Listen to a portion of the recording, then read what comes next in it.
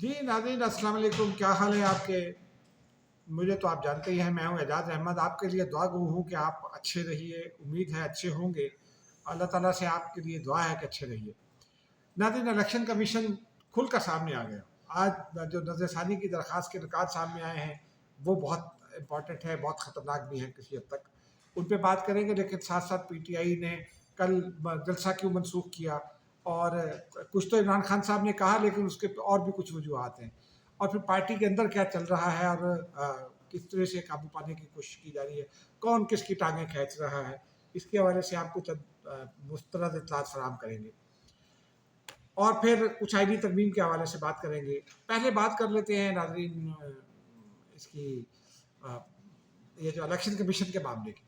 Election commission نے جو نظر ثانی کی درخواست دائر کیا اس میں بہت کھل کر جو ہے وہ سپریم کورٹ کے فیصلے کے حوالے سے کہہ دیا گیا ہے کہ جی سپریم کورٹ پہلے اپنے آپ کو درست کرے، کیونکہ ابہام پیدا ہو گیا اس فیصلے کے نتیجے میں۔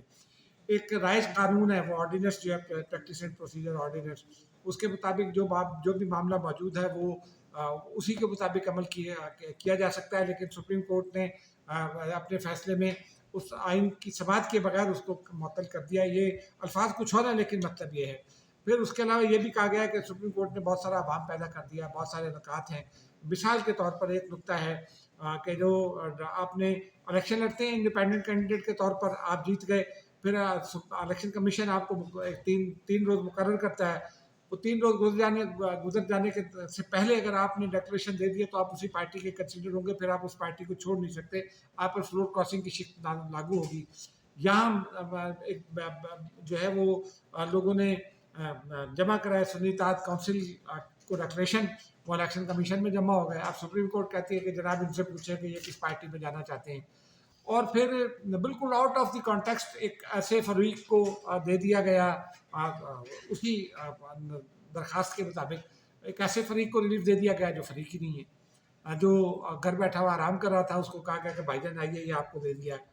تو یہ معاملہ ہے، لیکن یہ معاملہ یہاں تک آنا نہیں چاہیے تھا۔ اداروں کو ایک دوسرے کا احترام کرنا چاہیے، اور سپریم کورٹ جو ہے وہ اس کے ممبران کو بھی یہ سوچنا چاہیے، معزز جج صاحبان کو، کہ یہ حالت کیوں ہوئی ہے، کیونکہ میرے نزدیک ججز اس وقت سیاست کر رہے ہیں، اور میں معافی چاہتا ہوں تمام جج حضرات سے، لیکن یہ سیاست جو ہے وہ اداروں کو خراب کرتی ہے، ٹھیک نہیں کرتی۔ ایک جو فریمرز آف دی کانسٹیٹیوشن ہوتے ہیں ان کا مائنڈ سیٹ بھی دیکھنا ضروری ہوتا ہے، لیکن اسکیم آف دی کانسٹیٹیوشن کو بھی دیکھنا ضروری ہوتا ہے۔ اسکیم آف دی کانسٹیٹیوشن کیا ہے؟ اسکیم آف دی کانسٹیٹیوشن نے کریٹ کیے ہیں آئینی عہدے۔ کانسٹیٹیوشن نے کریٹ کیا ہے پارلیمنٹ کو، کانسٹیٹیوشن نے ہی کریٹ کیا ہے سپریم کورٹ، کانسٹیٹیوشن نے ہی کریٹ کیا الیکشن کمیشن، کانسٹیٹیوشن نے ہی کریٹ کیا آڈیٹر جنرل کو پاکستان، کانسٹیٹیوشن نے اور چیئرمین نیب کو بھی کریٹ کیا ہے۔ یہ آئینی عہدے ہیں۔ کانسٹیٹیوشن کے تحت پاکستان کی مسلح افواج بھی وجود میں آئی ہیں، اور دنیا میں ایسا ہی ہوتا ہے۔ ایک آئینی ادارہ دوسرے آئینی ادارے کو ٹریسپاس نہیں کر سکتا، اس کے اوپر اپنے اختیارات نہیں کر سکتا، اس کو ڈائریکشن اس طرح کی نہیں دے سکتا جیسی اس میں دی گئی ہے ڈائریکشن، اور یہ سپریم کورٹ کے 12 فیصلوں میں یہ کہا گیا ہے۔ اللہ کرے عقل آ جائے اور معاملات بہتری کی جانب مائل ہو جائے۔ اب دیکھتے ہیں کہ سپریم کورٹ سے اسٹے آرڈر مانگا ہے اس فیصلے پر عمل درآمد سے الیکشن کمیشن نے، اور ہمارے ایک دوست ہیں وکیل ہیں، وہ یہ کہتے ہیں کہ انہیں امید ہے کہ اسٹے آرڈر مل بھی جائے گا، کیونکہ مل بھی جانا چاہیے، ان کے بقول مل بھی جانا چاہیے۔ بہرحال اب ذرا آ جاتے ہیں ناظرین آئینی ترمیم کے معاملے کی جانب۔ آج مولانا غفور احمدی صاحب کہتے ہیں کہ جناب وہ جسٹس قاضی فائز عیسیٰ نے وہ فلاں فیصلہ لکھ دیا تھا مبارک ثانی چشتی، ہم ان کی توثیق کے مخالف ہیں، اور پیپلز پارٹی جو ہے وہ اس نے ہمیں اپنا ڈرافٹ نہیں دیا، اور ان سے کوئی رابطہ نہیں ہوا۔ بھائی پیپلز پارٹی کے ساتھ تو آپ کا 2 روز پہلے رابطہ ہوا تھا، کامران مرتضیٰ نے تصدیق کی تھی، اور انہوں نے یہ فرمایا تھا کہ پیپلز پارٹی کے مرتضیٰ آپ نے رابطہ کیا، انہوں نے مجھ سے مانگا ڈرافٹ، تو میں نے کہا آپ اپنا ڈرافٹ بھیج دیجیے۔ اور لیکن اس میں پالیٹکس کچھ اور ہے ناظرین۔ آپ کو پتہ ہے کہ ایک اپوائنٹمنٹ ہو گئی ہے پاکستان میں، کچھ اپوائنٹمنٹس ایسی ہوتی ہیں جو فیصلہ سازی پر بڑا اثر ڈالتی ہیں۔ پتہ نہیں کیوں ہم اپنا کام نہیں کرتے، دوسروں کے ساتھ جو ہے وہ ملبہ دوسروں پر گرانے کی بھی کوشش کرتے ہیں، لیکن ان کو بدنام بھی کرتے ہیں اسی طرح۔ تو بہرحال وہ اس اپوائنٹمنٹ کی وجہ سے میں ذاتی طور پر یہ سمجھتا ہوں کہ پی ٹی آئی معاف کیجیے گا جے یو آئی جس تیزی سے آگے بڑھ رہی تھی، اس نے اپنی سپیڈ کم کر لی ہے آئینی ترامیم پر۔ اب وہ جے یو آئی جو جو نئے عہدیدار ہیں ان کے ساتھ کچھ معاملات کرنے کی کوشش کرے گی نا، کچھ اپنی شرائط اسٹیبلشمنٹ سے بنوائے گی کہ ہمیں ہم آپ کو کیا دے رہے ہیں، آپ ہمیں کیا دیں گے۔ معاملہ یہ گورنری اور چیئرمین ڈپٹی چیئرمین سینٹ کا نہیں ہے، اس سے بڑھ کر کچھ معاملات لگتے ہیں۔ وہ کیا معاملات ہیں وہ جلد انشاءاللہ ہم آپ کو بتائیں گے، لیکن معاملہ ایسا ہی لگتا ہے کیونکہ مولانا فضل الرحمان کچی گولیاں نہیں کھیلتے، اور اسی لیے انہوں نے پیپلز پارٹی کے ساتھ جو وعدہ کیا تھا اس کے بعد اس پر 1 انچ بھی P T I J you آئی نہیں بڑھی ہے۔ پیپلز پارٹی آگے پیپلز پارٹی کہتی ہے کہ بڑھی ہے، ہم بڑھیں آگے، لیکن جے یو آئی کہیں نہیں بڑھی ہے۔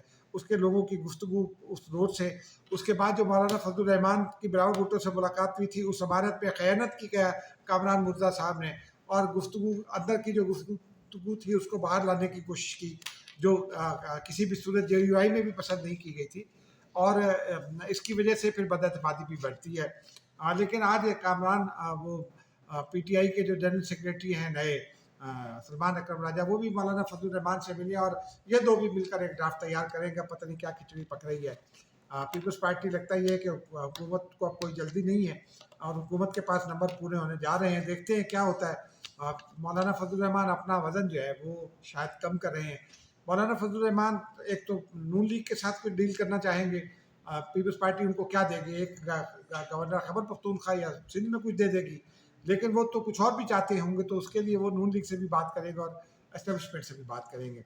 اب ناظرین ذرا پی ٹی آئی کی جانب آ جاتے ہیں۔ پی ٹی آئی کے معاملہ، آج عمران خان صاحب نے یہ کہا ہے کہ جناب یہ ہم جلسہ مانگیں گے، یہ شہر سے باہر جگہ دے دیں گے، پھر کنٹینر لگا دیں گے۔ اس پر بھی ہم نے کام کیا۔ عمران خان نے کہا جلسہ نہیں ہوگا، اب لیاقت باغ پہ ہم مظاہرہ کریں گے۔ اطلاع یہ ہے کہ پی ٹی آئی کے جو لوگ ہیں ان کو عمران خان نے یہ ہدایت دی تھی کہ وہ لیاقت باغ مانگے۔ لیاقت باغ کیوں مانگیں؟ لیاقت باغ میں نئی پلانٹیشن ہوئی ہے، جو جلسہ گاہ تھی لیاقت باغ کی، وہ اس میں ابھی دھرنا ہوا تو کافی ساری خراب کر دی گئی۔ وہاں جلسہ گاہ کے ساتھ کچھ نئی پلانٹیشن ہوئی تھی، وہ اس کو اپنا جو پنجاب ہارٹیکلچر اتھارٹی ہے اس نے دوبارہ اس کو بحال کیا، نئی پلانٹیشن کی ہے۔ اب اگر وہاں جلسہ ابھی وہ چونکہ پودے تازہ تازہ ہیں اگائیں، تو اگر وہ جلسے کے لیے استعمال ہو جاتا تو وہ پھر ایک خرابی آ جائے گی، تو لیاقت باغ تو بھی نہیں مل سکتا۔ تو یہی آئیڈیا تھا کہ لیاقت باغ مانگا جائے، جو انتظامیہ دے نہیں سکے گی اس کے بعد مظاہرہ کیا جائے۔ انتظامیہ چکری میں جگہ دینا چاہتی ہے، چکری میں یہ جانا نہیں چاہتے، یہ کہتے ہیں کہ بھی سڑکیں بند کر دیں گے۔ پھر لاہور شہر میں اور ابھی حال ہی میں جو پنڈی میں بھی جلسہ ہوا، وہ جلسے حاضری کے اعتبار سے جو انڈیپینڈنٹ لوگ ہیں وہ یہ کہتے ہیں کہ کوئی اتنے وہ نہیں تھے، امپریسو نہیں تھے۔ تو اسی وجہ سے یہ کہا گیا ہے، یہ کیا گیا ہے۔ اور پنڈی کو مظاہرہ پنڈی میں اس لیے رکھا گیا کہ اسلام آباد کو سیل کرنا آسان ہے، ذرا پنڈی کو سیل کرنا آسان نہیں ہے، بے شمار راستے ہیں۔ اور پھر پنڈی جو ہے وہ بڑا شہر ہے، وہاں آپ کو پتہ ہے کیا کیا چیزیں وہاں موجود ہیں، اور وہاں اگر کوئی جو ہے پولیٹیکل انٹرسٹ ہوتا ہے تو اس کا مطلب اور ہوگا، اسلام آباد میں ہوتا ہے تو اس کا مطلب اور ہوگا۔ تو اسی لیے پنڈی کو منتخب کیا گیا تاکہ کوئی پولیٹیکل انٹرسٹ کی صورت میں کچھ مطالبات بنوائے جا سکیں۔ ٹھیک ہے، ہر سیاسی جماعت کو یہ حق ہوتا ہے کہ وہ اس طرح کا معاملہ کر لے۔ کوئی میں اس کے اوپر مجھے تو کوئی اعتراض نہیں ہے، جن کو اعتراض ہوگا وہ بات کریں گے، لیکن اس کے ساتھ ساتھ لیکن کیا یہ جلسہ کامیاب ہوگا؟ عالم یہ ہے کہ اس وقت پی ٹی آئی پنجاب میں ایک بہت کھینچا چل رہی ہے۔ اسلم اقبال صاحب کا گروپ ہے، وہ حماد اظہر اور اسلم اقبال کی نہیں بنتی، وہ دونوں چونکہ آرائی برادری بھی ہے نا، وہ لاہور کے پرانے ہیں، تو وہ برادری میں کچھ مسائل ہیں میری اطلاع کے مطابق۔ شیخ امتیاز جو ہیں وہ اسلم اقبال گروپ کے جو لاہور کے صدر ہیں، اور حماد اظہر پنجاب کے صدر تھے، ان کا استعفیٰ ابھی تک قبول نہیں ہوا، نیا صدر بھی نہیں آیا۔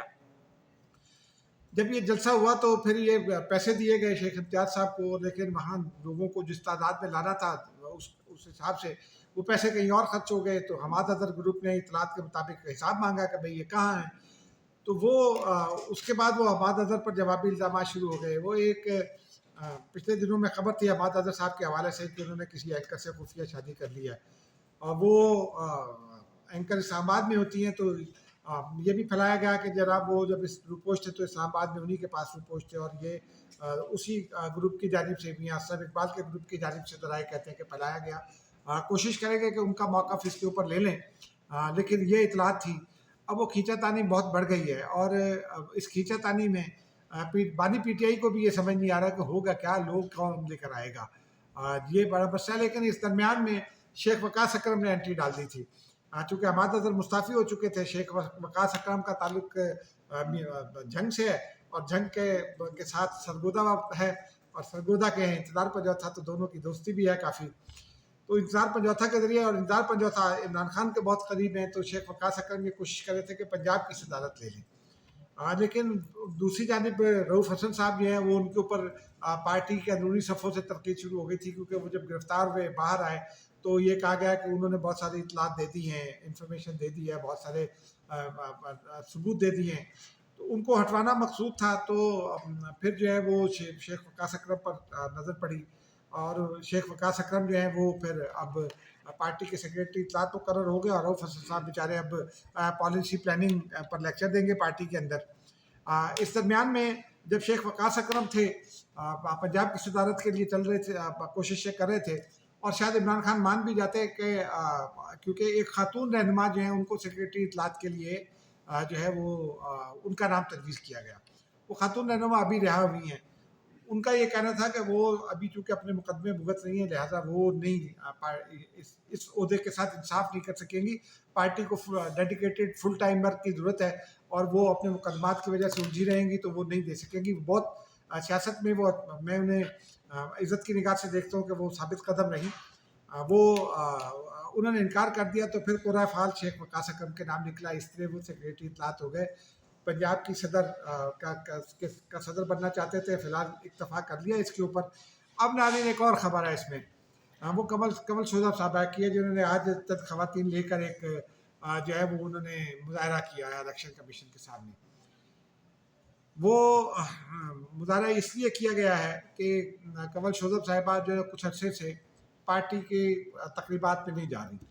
وہ لاہور پنڈی جلسے میں تو پتہ نہیں تھی کہ نہیں تھی، میں نے نہیں دیکھا، لیکن لاہور جلسے میں وہ نہیں تھی، غائب تھی۔ پارٹی کے اندر ان کے اوپر تنقید شروع ہو گئی، کیونکہ وہ خواتین ونگ کی صدر بھی ہیں، اور پھر وہ جب پارٹی کے اندر سے دباؤ بڑھنے لگا، تو پھر آج وہ چند خواتین کو ساتھ لے کر اپنے مظاہرے کے لیے الیکشن کمیشن آ گئی، تاکہ آگے کا معاملہ بنا رہے۔ ناظرین اب تک کے لیے اتنا ہی، مجھے اجازت دیجیے، خدا حافظ۔